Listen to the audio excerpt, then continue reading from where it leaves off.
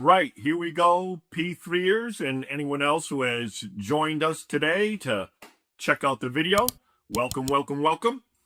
Now, today's kind of call it I don't know if special is the right word, but a special video because it's not linked too much to what we're going over right now in class, so much as it's linked to the month that we're in. So May is Mental Health Awareness Month, and that means a great deal to me. I'm definitely someone who embraces and tries to promote mental health in a hopefully a realistic manner, despite the fact that I use a lot of fiction in my teaching to kind of make my points. So today we're going to talk about mental health, and I'm going to throw a little bit of what we call the process thinking in. If you remember, process thinking is from our unit on sports psychology, but I always told you, while we're doing sports psychology, sports is an activity. Therefore, anything that can help mentally the activity or hinder the activity of sports is a fair game to affect almost any other activity there is. So I'm going to use process thinking today just to give you an example of what I mean by that. Now, just going to take a little sip of coffee here. And if you notice, my mug says student tears on it. Student tears. And the punchline of the mug is, he's the mean teacher. He makes kids cry. He collects their tears and he drinks them. But on a more serious note, the student tears also has to do with mental health. I know so many students struggle with their mental health, and that struggle does produce very real tears that aren't the subject of jokes, but more the subject of how do we help move someone from point A to point B? What's the process that can help make that happen? All right. Now, before I gotta find a place for my mug, that'll work. To try to set the stage for talking about these things, I'm going to talk a little bit about myself right now. In the idea that I was diagnosed with depression and anxiety, which often run in what they call comorbidity. They tend to travel together. I was diagnosed with a generalized anxiety disorder and depression in my early to mid 30s. And since then, I've been on medication on 3 different occasions, on medication off again, and currently on medication for almost 2 years now. And I never got off of the medication just because I'm some anti-pharmaceutical guy. It's more along the lines of, as I got diagnosed, as I took medications, and as I learned different, far more positive coping mechanisms for my depression and anxiety, I would go off the meds when I felt, and I would talk to my doctor, like, I'm feeling pretty good right now, and I can't tell if it's the meds doing it or my coping mechanisms, a little bit of both, and I would go off. I mean, I went off on once for, I want to say about 7 years, and then I went, nope, gotta get back on. The ice under my feet was getting a little bit thin. I could recognize it, and I could then go, listen, I need that assistance again. And then I would go back on, process again, and I'm back on them again. So it was never a decision made lightly. It was always a thoughtful conversation. Here's where I'm at. Here's what I'm feeling. So that was part of my process of going forward through this. And I'm 54 now. So I've been navigating my anxiety and depression with assistance now for 20 years, which also got me thinking. When I was first diagnosed, I couldn't help but think backwards, because when I got the diet and I was really talking about it and getting to understand more, I was like, oh my goodness, there's that crappy decision from my childhood. Ooh, there's me pulling away from a situation that made me anxious that maybe I should have tried to stick with. Oh, there's another lousy decision at the age of 19. Holy shit, what are you thinking? Well, you're thinking that you're trying to navigate life with undiagnosed anxiety and depression and doing the best you can. So I've learned to be a little forgiving of my younger self. And sometimes still get angry at my younger self. Like, man, what were you doing? But I did what I did. And I navigated the best I could. And unfortunately for me, withdrawal and isolation was a big part of my coping mechanisms when I was younger. Not healthy, but what I did. So there's that. Now, that also brings me to a point I want to make that for any student listening to this, any teenager listening to this, who's maybe shed some tears and you don't even know why. You just know you're crying. Or you feel so empty and hollowed out, you feel like, I should be crying, but I can't. There's nothing there. I feel utterly empty. That sucks. But at the same time, this is going to sound a little awkward. Like, I don't know how to say it without sounding a little awkward, but on some level, good for you. Not that you feel that way, but good for you that you're 16, 17, 18, and already trying to find help and navigate that. If you think about it, if you're 17 and you're addressing and actually getting help for mental health issues, you are 17 years ahead of me, because I didn't start until I was about 33, 34, maybe 32, but someone in there. You are literally your lifetime ahead of me in working on it, which I like to think can only mean by the time you get to 54, you'll be that much better than I am. And that's wonderful, and that's marvelous, in that take the help seriously. Be thoughtful. Find compassionate people who will be wise in their care of you. And do the work yourself as well. And you'll get there. It's a process. That's part of that process thinking. And you have started the process with assistance so much earlier than me. And that's wonderful. And keep walking that hard road. And you'll get places. I believe that deep in my heart, because I've walked a hard road and I've gotten places. So, and I'm not superhuman. So you're right there. You're going to be okay, kid. You're going to be all right. So that's one thing I definitely wanted to bring up, was that idea of my processing through it. Now, part of the process has been therapy. I'm not in treatment right now. I'm kind of on casual in treatment, if you know what I'm saying by that. I've reached a level I'm feeling pretty good.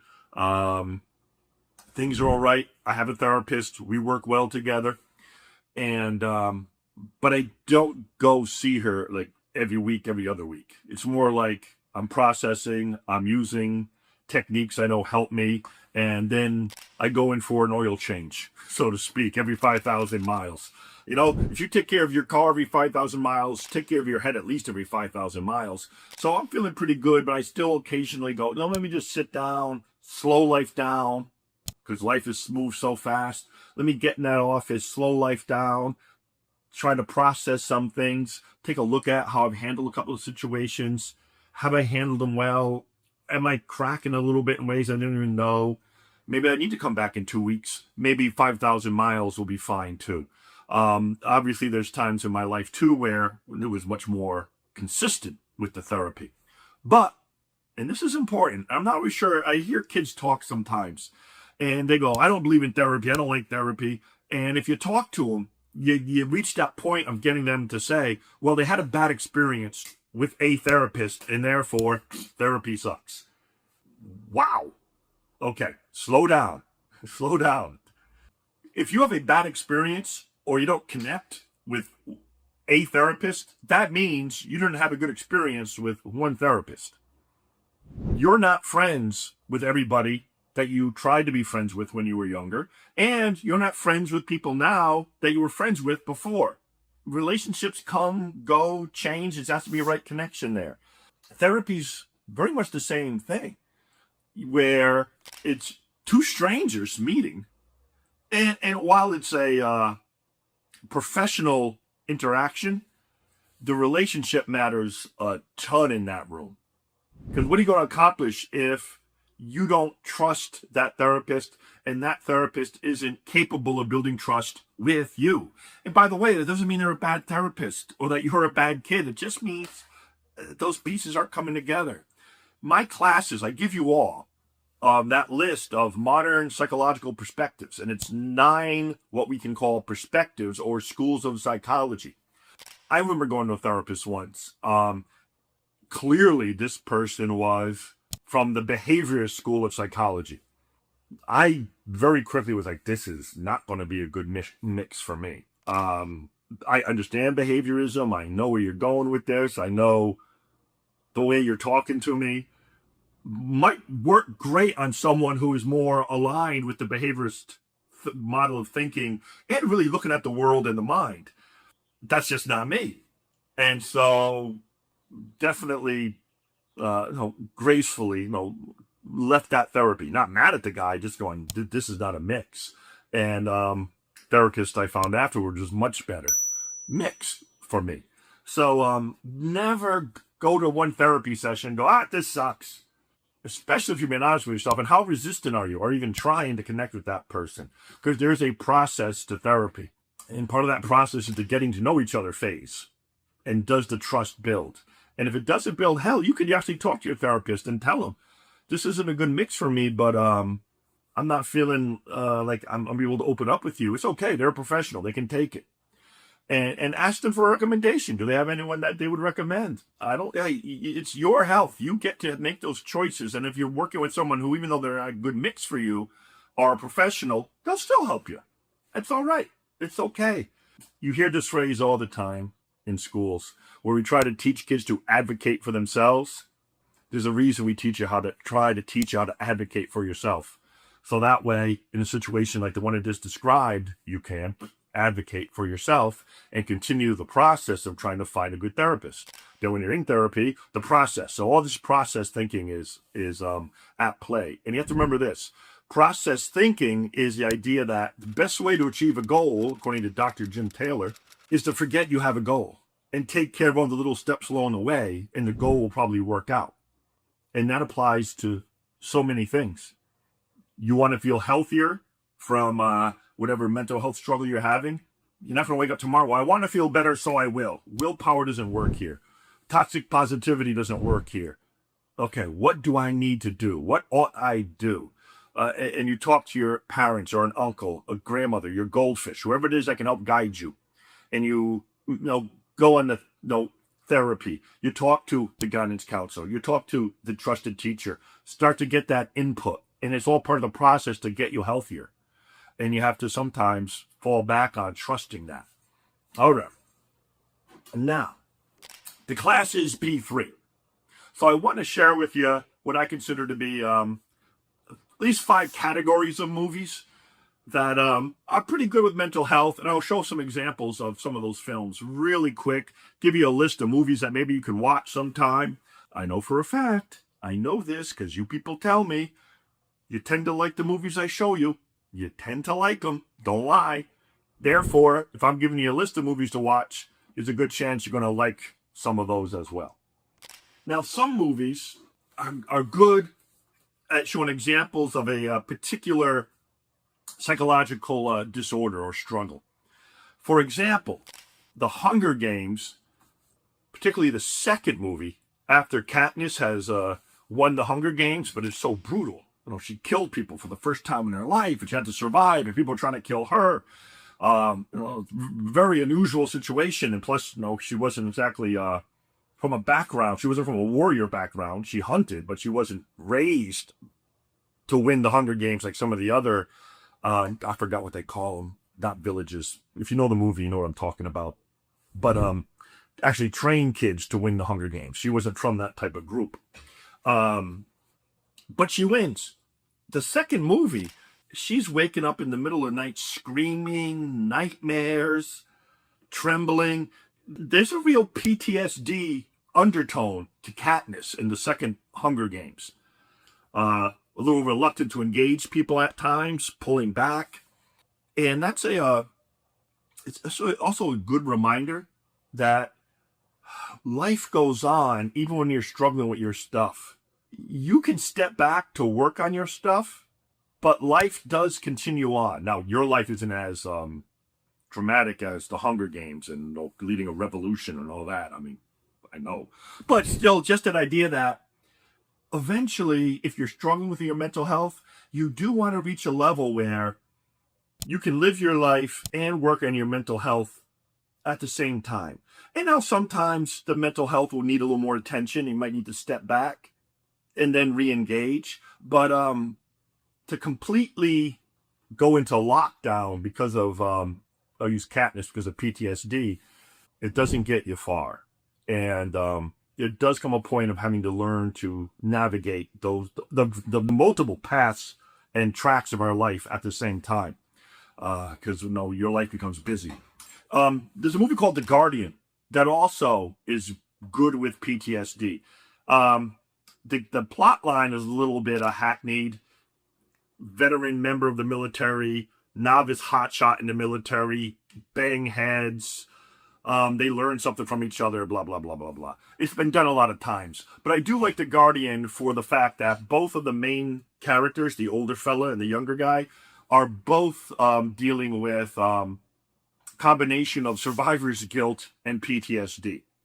And you see them struggling with them. And by the way, The Guardian has one of the best, I think, cinematic examples of what's called emotional flashbacks or emotional memories that I've seen. It's a very good scene. It's situated in a cave. I don't want to give too much of it away, but there's a really good scene in there that I think highlights the power and the horror of emotional memories in the movie The Guardian with PTSD and survivor guilt. All right, number 2, I'm going to give you Silver Linings Playbook. Now, Silver Linings Playbook, much like the previous 2 movies, does address particular mental health needs. Main character has bipolar disorder, so intense, and he had to be institutionalized, and he's back out. And the woman in it, who I think is the same actress who plays Katniss, so she shows up in these movies, I guess. She's struggling with deep grief and loss, and it's driving her into depression. So you have those 2, once again, disorders. But I'm not focusing on this movie for disorders because we did that in the previous ones.